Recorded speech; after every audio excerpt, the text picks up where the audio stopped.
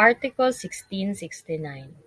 If the lease was made for a determinate time, it ceases upon the day fixed without the need of a demand. Lease made for a determinate time.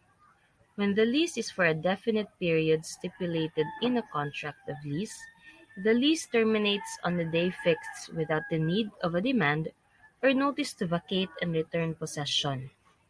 When the lease refuses to pay the new rent but continues in his possession of the premises, he becomes a deforciant, withholding the property unlawfully. But if he agrees to pay the increased rent, he cannot be ejected until he fails to comply with said obligation.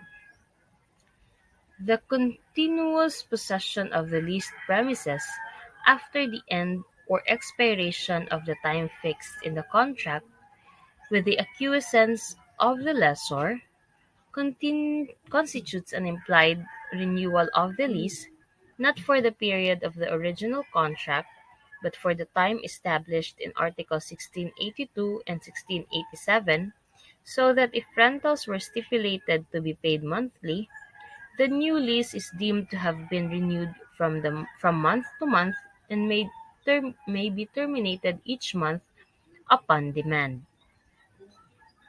Under Section 2, Rule 72 of the Rules of Court, a demand on the lessee is a prerequisite to an action for unlawful detainer, when the action is for failure to pay rent due or to comply with the conditions of the lease, and not where the action is to terminate the lease because of the expiration of its terms.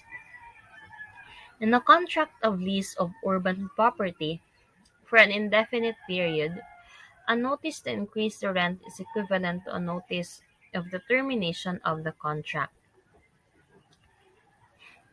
Where a lease contract expressly stipulates that the lessor may terminate the lease when his children shall need the same, the lease shall be deemed terminated when the condition happens. When the agreement between the lessor and the lessee is that the lease is only temporary and that it may be terminated in case the former needs the same for business, the lease is deemed terminated when the lessee is notified accordingly. Created using Powtoon.